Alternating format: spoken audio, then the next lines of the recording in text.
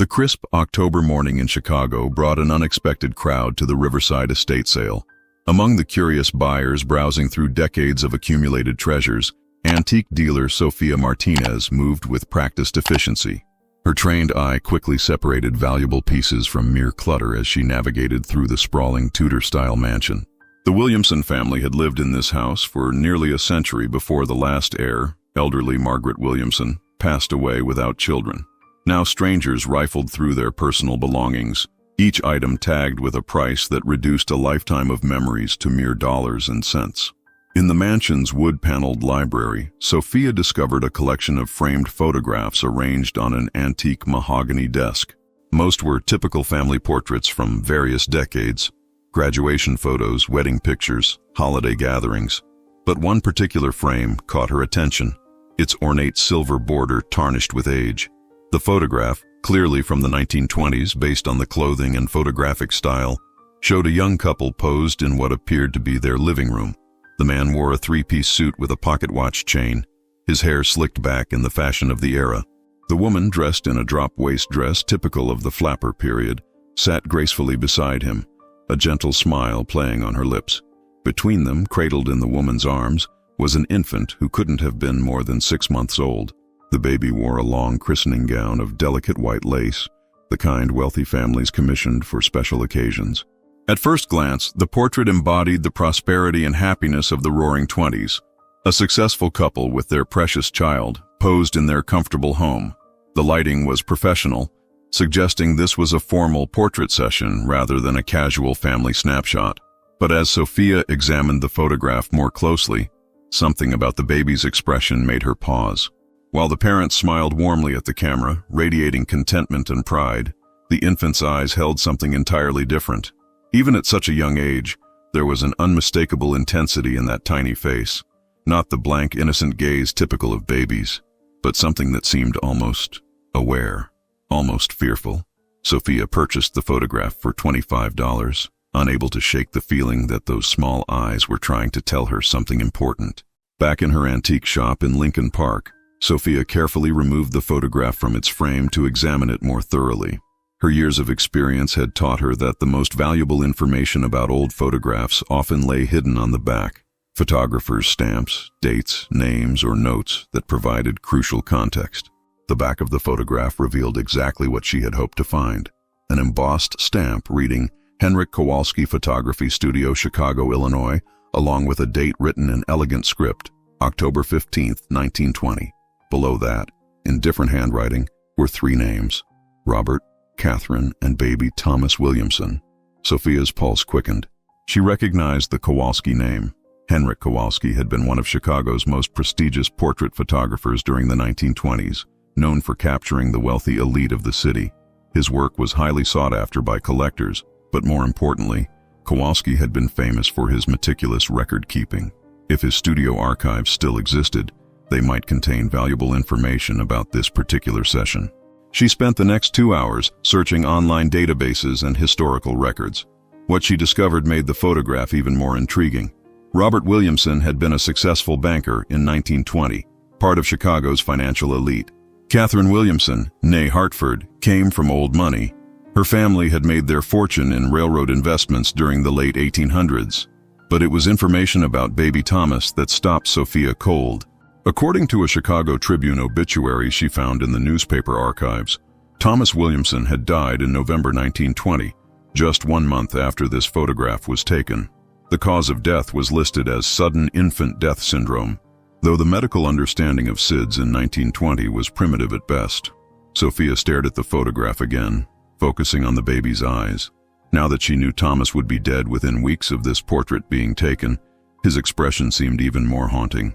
Was it possible that somehow, in that mysterious way that sometimes occurred with old photographs, the camera had captured something that the human eye couldn't see? She reached for her phone to call Dr. Elizabeth Chen, a photography historian at Northwestern University who specialized in early 20th century portraiture. If anyone could help her understand the technical aspects of what she was seeing, it would be Dr. Chen. "I have a 1920 Kowalski portrait that's unusual," Sophia explained. "The baby's expression doesn't match the parents' mood at all.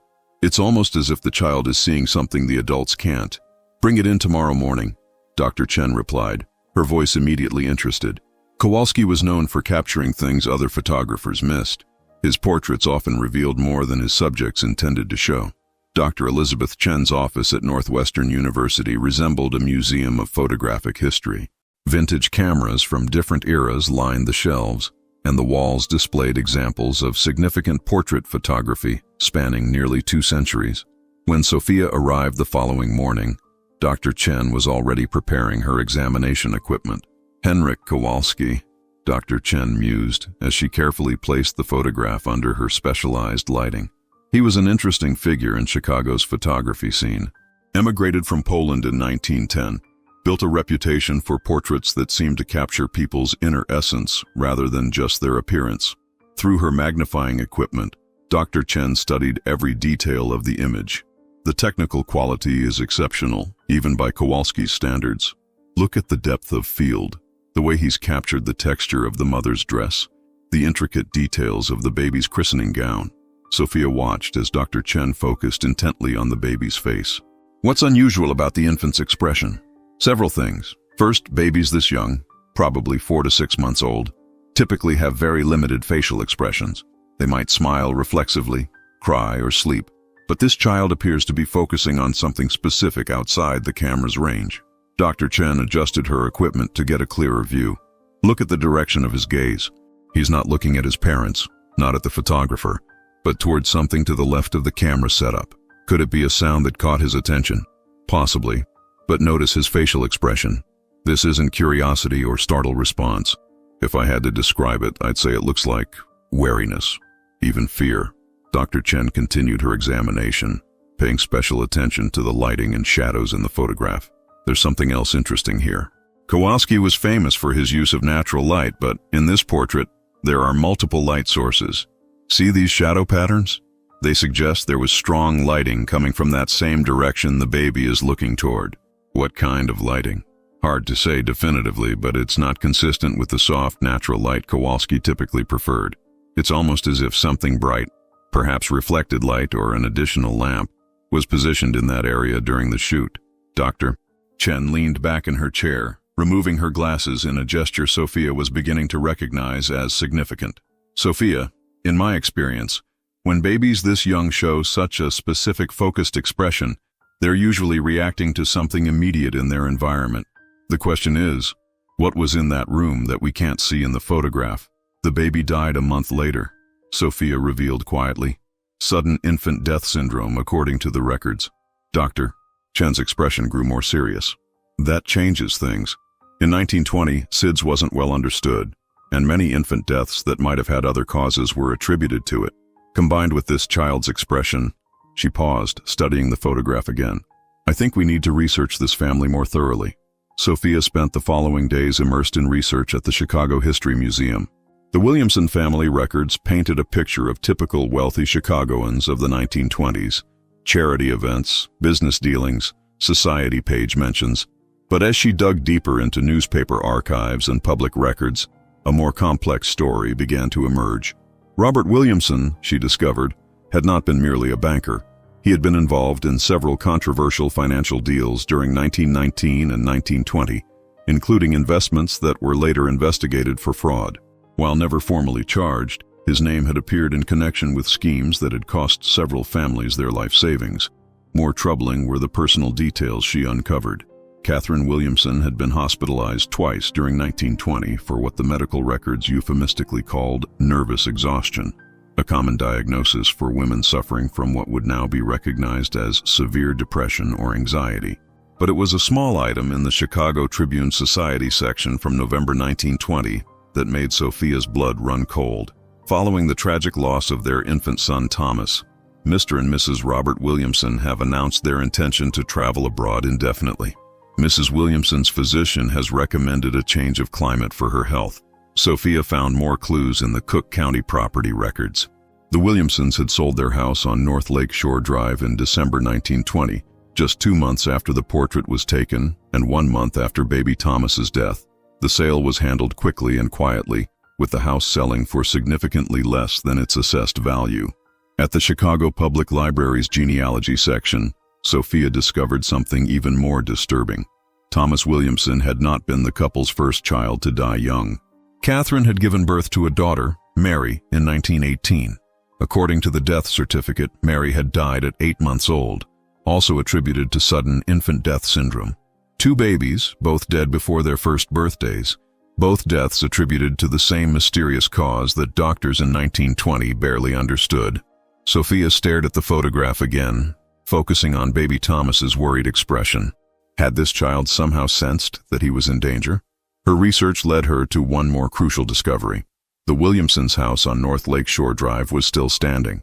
It had been converted into luxury condominiums in the 1980s, but the building's original structure remained largely intact. The current owner of what had been the Williamsons' unit was Dr. Amanda Foster, a pediatrician who had purchased the condo specifically because of its historical significance. Sophia called Dr. Foster, explaining her research into the photograph and the Williamson family's tragic history. "I'd love to see where this portrait was taken," Sophia said. "Sometimes seeing the actual space can provide clues about what was happening when a photograph was made." "Of course," Dr. Foster replied, "though I should warn you, there are some unusual things about this apartment that might interest you, given what you're investigating." Amanda Foster's condominium occupied the entire 3rd floor of the elegant limestone building on North Lake Shore Drive. As she led Sophia through the renovated space, it was easy to imagine how it had looked in 1920. Spacious rooms with high ceilings, large windows overlooking Lake Michigan, the kind of home that proclaimed its owner's success and social standing. "The living room where your photograph was likely taken is through here," Dr. Foster said, guiding Sophia into a beautifully appointed room with original hardwood floors and restored crown molding. "I've tried to maintain the historical character while updating it for modern living." Sophia pulled out the photograph, comparing it to the current space. Despite the modern furniture and updated lighting, she could recognize the room's basic structure, the placement of windows, the architectural details, even the general positioning where the Williamsons would have posed for their portrait. "When I bought this place 15 years ago, I researched its history," Dr. Foster continued. "The Williamson story was part of what drew me to it, actually. As a pediatrician, I was intrigued by the mystery of their children's deaths." "Mystery?" Dr. Foster gestured for Sophia to sit down, her expression growing serious. "I've seen thousands of cases of infant mortality in my career, and while SIDS does occur, 2 cases in the same family within 2 years is extremely unusual. Modern medicine would have investigated much more thoroughly." She walked to a bookshelf and retrieved a folder. "After I moved in, I found some things the previous owners had left behind. Documents, photographs, even some personal items that had been stored in the basement for decades." Sophia's heart raced as Dr. Foster opened the folder. Inside were several items that clearly dated to the Williamson era: household bills, personal correspondence, and, most remarkably, a letter from Catherine Williamson to her sister, dated November 20th, 1920, just 5 days after baby Thomas's death. "May I?" Sophia asked, reaching for the letter. The handwriting was shaky, clearly written by someone under extreme emotional distress. "Dearest Margaret, I cannot bear to stay in this house another day. Thomas is gone, just like Mary, and I know in my heart that Robert—" I cannot write the words, but you know what I suspect. "The doctor says it was the same condition that took Mary, but I have seen how Robert looks at the children when he thinks no one is watching. There is something cold in his eyes, something that frightens me. I found the bottle of laudanum hidden in his study, far more than any person would need for occasional pain. And the night Thomas died, Robert had been alone with him for over an hour before calling for help. When I touched my baby's skin, it was so cold, Margaret, so very cold." Sophia's hands trembled as she finished reading. She looked up at Dr. Foster, who nodded grimly. "There's more," Dr. Foster said quietly. "I think you should see the room that was the nursery." Dr. Foster led Sophia down a hallway to what had been converted into her home office. "This was the nursery in 1920. When I renovated, I discovered something behind the original wallpaper that the previous owners had never removed." She pointed to a section of wall where the historical wallpaper had been carefully preserved under glass. "Look closely at the pattern." Sophia examined the delicate floral wallpaper, typical of the period. But as she studied it more carefully, she noticed something unusual. In several places, the pattern was interrupted by small dark stains that looked almost like fingerprints, Dr. Foster confirmed. Tiny fingerprints, pressed into the wallpaper at about the height where a crib would have been placed. And they're not alone. She led Sophia to another section of the preserved wallpaper where the stains were different, larger, more irregular. These tested positive for laudanum when I had them analyzed out of curiosity. Sophia stared at the evidence, her mind reeling. You think Robert Williamson was drugging his children? I think Robert Williamson was systematically poisoning his children with laudanum, and Catherine suspected it but couldn't prove it. Laudanum was readily available in 1920, often used for everything from headaches to insomnia. A banker like Robert would have had easy access to it, and the symptoms of laudanum poisoning in infants could easily be mistaken for SIDS. Dr. Foster walked to her desk and retrieved another document. I also found this, a partial diary entry that Catherine apparently hid behind a loose floorboard. The diary entry, written in Catherine's increasingly desperate handwriting, painted a horrifying picture. October 10th, 1920. Thomas has been so listless lately, sleeping far more than a healthy baby should. When I mentioned this to Robert, he became angry, saying I was being an overprotective mother just as I had been with Mary. But I watch him when he thinks I'm not looking. I've seen him give Thomas what he claims is medicine, but the baby always becomes drowsy afterward. I found the small brown bottle in Robert's study again, the same type that was there when Mary was sick. He says it's for his back pain, but I've never seen him take any. And there are marks on the bottles, tiny scratches that look like someone has been measuring doses. Tonight, I'm going to watch more carefully. I'm going to protect Thomas, even if it means... The entry ended abruptly, the handwriting trailing off as if Catherine had been interrupted. Sophia looked back at the photograph, understanding now why baby Thomas's eyes held such wariness. He was looking at his father during the portrait session. That would be my assessment, Dr. Foster agreed. Babies that young are incredibly sensitive to danger. If Robert Williamson had been systematically poisoning Thomas, the child would have learned to associate his father's presence with feeling sick, with pain.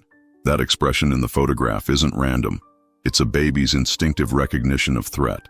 Armed with this new understanding, Sophia returned to her research with renewed urgency.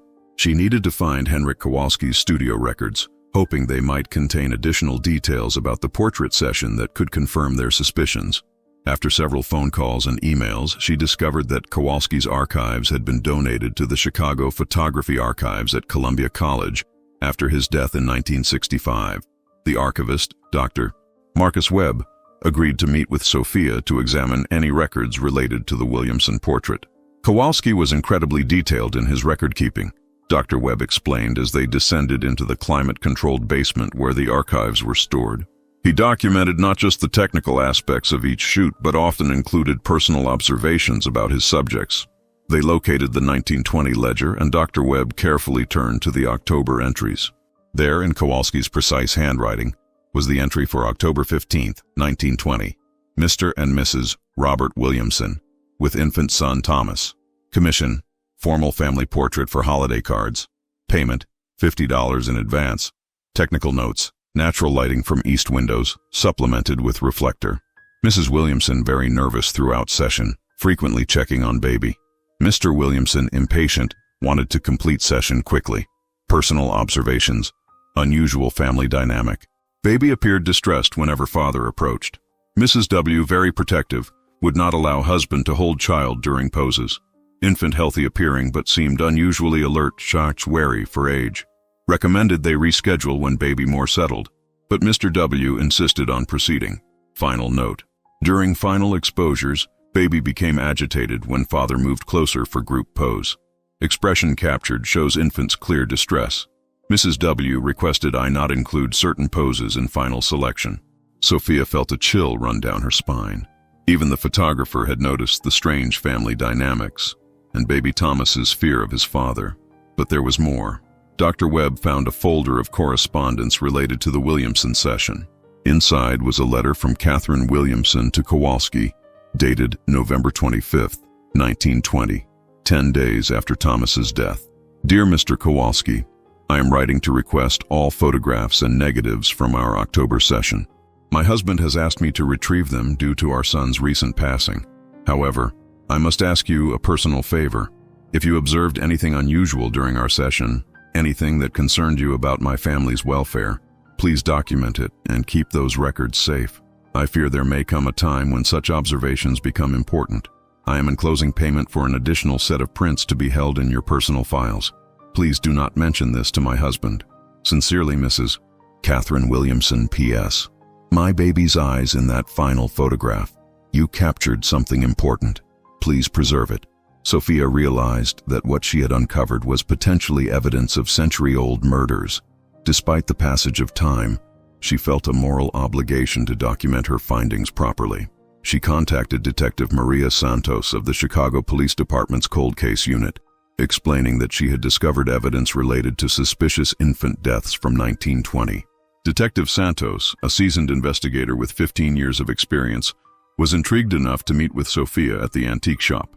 As Sophia laid out all the evidence, the photograph, Catherine's letters, Dr. Foster's discoveries, and Kowalski's records, Detective Santos listened with growing interest. Obviously, we can't prosecute a case from 1920, Detective Santos said, but from an investigative standpoint, this is fascinating. The pattern you've identified is consistent with what we now know about family annihilators, people who systematically kill family members, often for financial reasons. She studied the photograph carefully.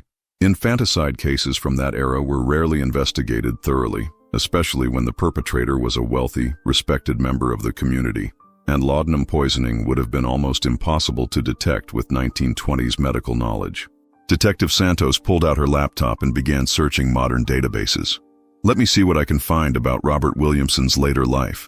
After several minutes of searching, she found records that made the case even more compelling. Robert Williamson remarried in 1925 to a wealthy widow named Helen Morrison. She had 2 young children from her previous marriage, a son and a daughter. Sophia's heart sank, sensing what was coming next. Both children died within 2 years of the marriage. The son in 1926, age 6, attributed to pneumonia. The daughter in 1927, age 4, from what was called wasting sickness. Helen Morrison Williamson died in 1928, apparently from grief and declining health. He did it again, Sophia whispered. It certainly appears that way. By 1930, Robert Williamson had inherited substantial wealth from his second wife and had moved to California, where he lived comfortably until his death in 1954. Never remarried, no more children. Detective Santos closed her laptop. What you've uncovered here is evidence of a serial killer who used his social position and the medical limitations of his era to murder multiple family members, probably for financial gain. Robert Williamson eliminated his own children and stepchildren and likely contributed to his wife's deaths through psychological abuse. She looked at the photograph again, focusing on baby Thomas's fearful expression. This child knew he was in danger. Somehow, that camera captured his recognition of a threat that the adults around him either couldn't see or chose to ignore. As word of Sophia's discovery spread through academic and historical circles, she received an unexpected phone call from Dr. Patricia Williamson, a retired psychiatrist living in Portland, Oregon. Dr. Williamson explained that she was the great-great-niece of Catherine Williamson and had been researching her family's history for years. I've been trying to understand what happened to Catherine after she left Chicago in 1920, Dr. Williamson said. Your research may have finally provided the answers I've been looking for. They arranged to meet when Dr. Williamson flew to Chicago the following week. She brought with her a collection of family documents that had been passed down through Catherine's sister's family, items that Catherine had sent to her sister Margaret over the years. The most significant discovery was Catherine's complete diary, which she had apparently mailed to Margaret in pieces between 1920 and 1925.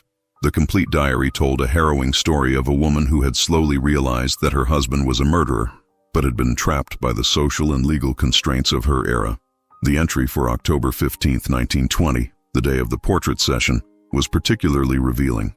Today we had our photograph taken.